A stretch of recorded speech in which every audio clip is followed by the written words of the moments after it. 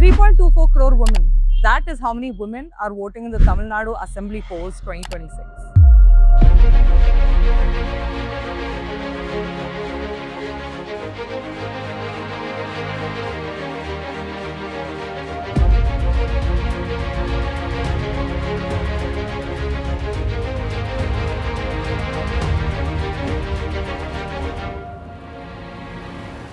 In a state where women outnumber men, all political parties are watching this vote closely.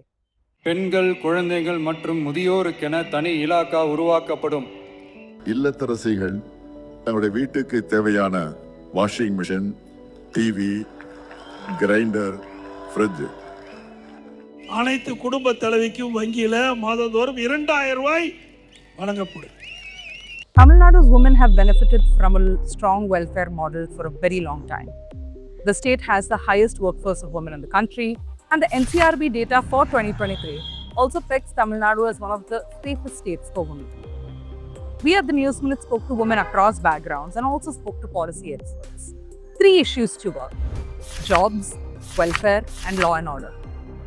But beyond the noise and the data, what do the women of Tamil Nadu feel? இப்போ எனக்கு தெரியும் யாருன்னா தப்பாக கை வைக்கிறாங்க அப்படின்ட்டு. என் பசங்களுக்கு தெரியாது. அது நாங்கள் இங்கே ரோட்டில் இருக்கோம். எங்களுக்கு வந்து இந்த வீடு கொடுத்தாங்கன்னா கொஞ்சம் நல்லாயிருக்கும். மற்றபடி எங்களுக்கு இங்கே பாதுகாப்புன்றது எதுவுமே இல்லை. எங்களுக்கு வந்து இங்கே தான் நாங்கள் ரோட்டில் வியாபாரம் பண்ணுறோம். எங்கள் ஆயாங்க பண்ணாங்க, அதுக்கப்புறம் எங்கள் அம்மாங்க பண்ணாங்க, இப்போ நாங்கள் பண்ணுறோம். நாங்கள் வந்து அவ்வளோவா படிக்கல அப்படின்றதுனால நாங்கள் எவ்வளவோ போராடி பார்த்துருக்கோம், போராட்டம் பண்ணி பார்த்துருக்கோம், எவ்வளவோ இடத்துல போய் பேசி பார்த்துருக்கோம். எங்கள் ஆயா காலத்துலேருந்து இப்போ நாங்கள் வந்திருக்கோம். எங்களுக்கு வந்து அவ்வளோவா படிப்பு இதெல்லாம் இல்லை.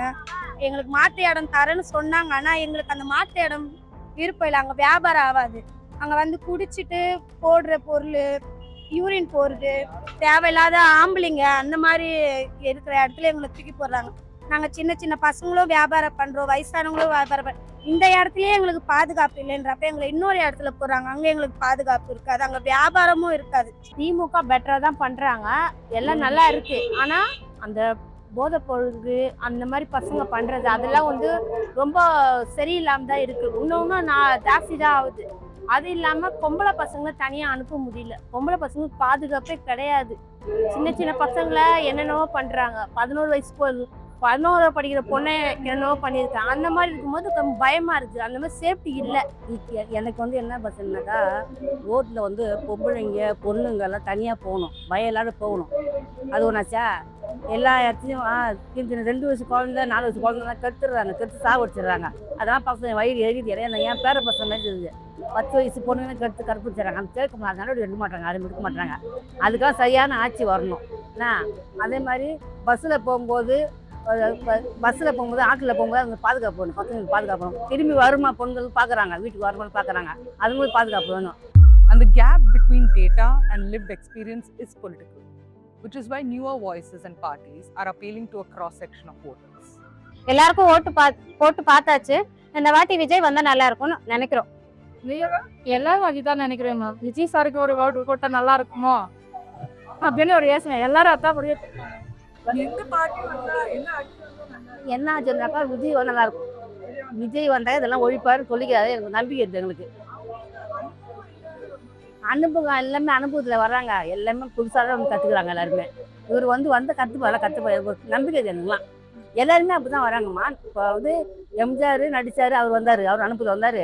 ஜெயலலிதா அம்மா நடித்தாங்க, அவங்க வந்தாங்க, அவங்க அனுப்பி வந்தாங்க.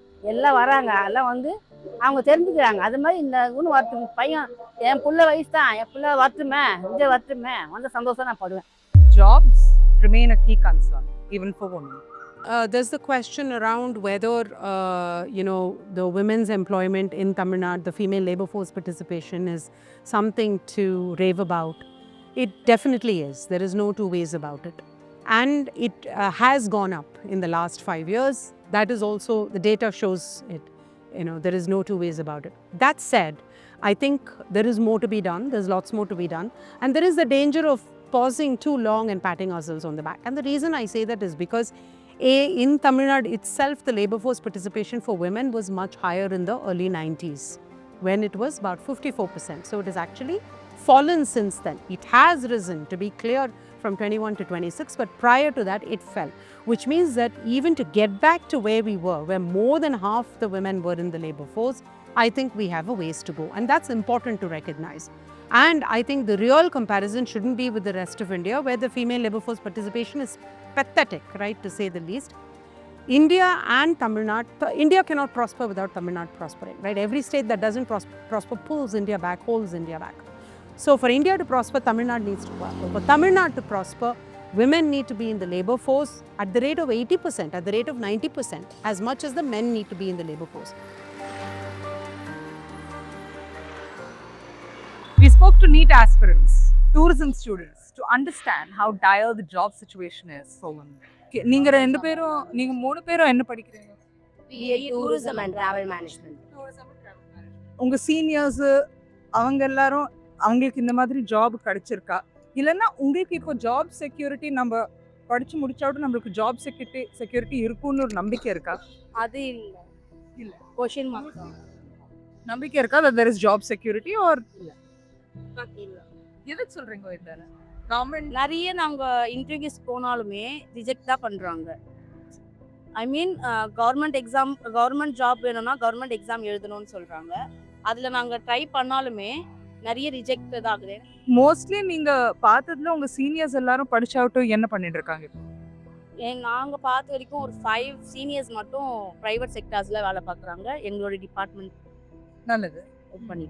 மற்றவங்க யாருமே ஒர்க் இல்லை. சில பேர் வீட்டில் இருக்காங்க, எல்லாருமே ஹோட்டல் மேனேஜ்மெண்ட், ஃபுட் சர்வீஸ் அந்த மாதிரி பில்லிங் அதெல்லாம் பண்ணிட்டு இருக்காங்க. Low level work. Low level just 10K. ஆனா there is no link between எவ்வளவு படிச்சிருக்காங்க link இல்லன்றீங்க. The interesting thing about Tamil Nadu is it is also the state with the largest number of ancient temples, largest number of temples and ancient temples at that, right? Marvels, UNESCO World Heritage Sites. So in terms of tourism, the potential, just looking at all this, there is unlimited potential, because you're talking coastline related stuff, you're talking about things like surfing, which we just haven't, paraglide, which we just haven't explored, right? Then you're talking about mountain related, and I think recently even Supriya Sahu or somebody had tweeted about all the trails related tourism, where you're doing active tourism, people going on hikes, right? People exploring nature. So there is that whole scope that is there. Then there is all the cultural landscape, the Chettinad area, the Madurai and that area, right? The Kongu area and all of that, and everything that brings in terms of art, architecture, culture and so forth. At the same time, we aren't really thinking out of the box, because you have a ton of foreigners coming in to see some of this stuff, and they're coming in around, let's say, November for the season, right? என்ன எடுத்துக்கிட்டிங்கன்னா பார்த்தீங்கன்னா நான் வந்து 3 attempts எழுதியிருக்கேன். 3 attemptsலையும் வந்துட்டு ஒன்று கூட நம்ம பாஸ் ஆகாமல் இல்லை, எல்லாத்துலேயுமே நம்ம பாஸ் பண்ணிட்டோம். ஆனால் கட் ஆஃப் பார்த்தீங்கன்னா கட் ஆஃப் நம்மளால் எடுக்க முடியாது ஸ்கூல். ஏன் அப்படின்னா எனக்கும் சரியான கோச்சிங் அந்த இடத்துல கிடச்சிருந்துச்சுன்னா நம்மளுமே அதை வந்து கிராக் பண்ணிவிட்டு ஈஸியாக போயிருந்துருக்க முடியும் அப்படின்னு சொல்லிட்டு நான் நினைக்கிறேன். கோச்சிங் சென்டரை பொறுத்த வரைக்கும் ஸ்டேட் கவர்மெண்ட்லேருந்தா எதுவுமே பண்ணலை. அவங்க ரிசர்வேஷன் மட்டும் கொண்டு வந்தாங்க, ஒன்லி ஃபார் கவர்மெண்ட் ஸ்கூல் ஸ்டூடெண்ட்ஸ்க்கு 7.5ன்னு சொல்லிட்டு. அதுலேயுமே கவர்மெண்ட் ஸ்கூல் ஸ்டூடெண்ட் மட்டும் இருக்கிறதுனால கவர்மெண்ட் எய்டட் தான் நம்ம ஏரியாவில் அதிகமாக படிக்கிறதுனால கவர்மெண்ட் எய்டட் பசங்களுக்கும் அது வந்து யூஸ்ஃபுல்லாக வந்து இல்லை. நாங்கள் எல்லாருமே வந்து 92.5% போயிடுறோம். அதில் வந்து பார்த்தீங்கன்னா கட் ஆஃப் வந்து நம்மளுக்கு ரொம்ப ஹையாக இருக்கிறதுனால அது வந்து எடுக்க முடியல. இது போட்டி பார்த்தீங்கன்னாக்கா ஒரு நீட் படிக்கிற மாணவர்களுக்கு இப்போ போட்டி கிடையாது, ஸ்டூடெண்ட்ஸ்க்கு இடையிலே போட்டி கிடையாது. ஒரு கோச்சிங் சென்டர்ஸ்க்கு இடையில தான் இப்போ வந்துட்டு காம்படிஷனே நடக்குது. இது வரைக்குமே வந்து அவங்க எதுவுமே பண்ணலை. நீட் ஏன் தேவைன்றதுக்கே வந்து ஆன்சர் பண்ணலை. ஆனால் வந்து முன்னாடி வந்து லாஸ்ட் எலெக்ஷன் நடக்கும்போது வந்தால் நீட்டே இருக்காது அப்படின்லாம் சொல்லிட்டு இருந்தாங்க. அதுக்கப்புறம் அதை பற்றி எதுவுமே பேசலை வந்ததுக்கப்புறம். இப்போது அதே போயிட்டு தான் இருக்குது, அதே ப்ராப்ளம் போயிட்டு தான் இருக்குது. என்ன சொல்கிறாங்க, நீட்னால இறந்தாலும் பரவாயில்ல, ஆனால் நீட் ஏன் தேவைன்றதை சொல்லலை. So I think what state governments are saying and the Tamil Nadu government is saying has a lot of validity to it in terms of taking up cudgels against the union on this count, and the union needs to back off. But until that is resolved, I don't think students should be penalized. The government needs to find a way so that Tamil Nadu students are not disadvantaged due to this tussle, while it is the right tussle and both educationally as well, because local colleges accessible by local students, by state students, means that state students can be deployed and will be willing to be deployed in the various districts and serve people everywhere. For the DMK, there is still strong support among women. Schemes like the free bus scheme and the ₹1,000 given under the Magalir Urumai Togai are still a reason women turn to the DMK. அப்புறம் இந்த 1000 ரூபாய் தராங்க, இப்போ 2000 தராங்க. மகளிர் ஊதியம் அது வந்து மெயினாக சொல்லலாம். மெயின் ரீசன் ஓட் பண்ண. ஆமா, ஒரு கேஸ் வாங்க நம்பி இருக்காங்க ஜனங்க. அந்த 15ஆம் தேதி ஆனா நம்பி சொல்றாங்க, அந்த காசு யாருமே தரமாட்டாங்க, கூட பொண்ணவங்க கூட தரமாட்டாங்க அவ்வளோ சீக்கிரம் அந்த 1000 ரூபான்றது. அதை வந்து மு.க. ஸ்டாலின் முதல்வர் மு.க. ஸ்டாலின் தராருன்னா அது பெரிய விஷயம். 1000 ரூபாய் யாருமே சும்மா தருவாங்களா? 1000 ரூபாய் நீங்க சொல்லுங்க. தரமாட்டாங்க. 1000 ரூபாய் தரமாட்டாங்க யாருமே. 100 ரூபாய் தர யோசிப்பாங்க, 1000 ரூபாய் தரவே மாட்டாங்க யாருமே. அவர் 1000 ரூபாய் தராருன்னா ஒரு கேஸ் வாங்குறாங்க ஜனங்க, அவங்க ஸ்கூல் பிள்ளைங்களுக்கு யூஸ் பண்றாங்க, ஒரு அரிசி வாங்குறாங்க, ஒரு அரிசி மூட்டையே வாங்குறாங்க, எவ்வளோ செலவு பண்றாங்க. எடுத்தோடனே இப்போ விடியல் பயணம் போது அதுக்கு எவ்வளோ சேவ் பண்றாங்க. வேலைக்கு போறவங்களும் இருக்கட்டும், ஆஃபீஸ் போறவங்க, அதுக்கப்புறம் காலேஜ் போற பசங்களுக்குலாம் ஃப்ரீ ஆல்ரெடி பஸ்ன்றது. ஆனா வேலைக்கு போறவங்களுக்கு ரொம்ப யூஸ்ஃபுல்லா இருக்கு. அண்ணா திமுக கூட தரேன்றாங்க, விஜய் வந்து லேடிஸ்க்கு தரேன்றாங்க. அதெல்லாம் உங்களுக்கு பெருசா நம்பிக்கை இல்லை? அதெல்லாம் நாங்க ஏத்துக்க மாட்டோம். எதுக்கு இவங்க வந்து காலகாலமா இருக்காங்க, பரம்பரையா இவங்க கட்சியில இருந்து வந்திருக்காங்க. இவரு இப்பதானே வந்தாரு கட்சிக்குன்னு. விஜய் ஆமா, நீங்களே சொல்லுங்க, கட்சிக்குன்னு அவர் எப்போ வந்தாரு? ஒரு ஓகே 2 வருஷம். 2 வருஷம் இல்லை, 5 வருஷம் கூட வச்சுக்கோங்க. இவங்க எத்தனை வருஷமா இருப்பாங்க? அவர் காசு 1000 ரூபாய் கொடுக்குறாரு, ஒரு 3000 கொடுக்குறாரு. இந்த இது பொங்கல் இதுக்கெல்லாம் எல்லாருக்கும் பசங்களுக்கு படிக்கிறதுக்கெல்லாம் காசு கொடுக்குறாரு. அவர் நல்லது செய்கிற அவருக்கு தான் நாங்கள் போடுவோம். Remember that even something like the Magalir Urimai Thittam is cast as an Urimai in Tamil Nadu, which means it's your right. Versus if you look at every other state, they name it in such a way that it looks like you belong in the house, and for being in the house you're getting money, right? So it can be called Mahalakshmi, Grihalakshmi, Lakshmi Bhandar, Ladli Behan, right? So that kind of a thing basically signals that women belong in the house. All this aside, each party has promised a slew of new welfare schemes for women. Which way will the women vote sway? We will find out within a few weeks.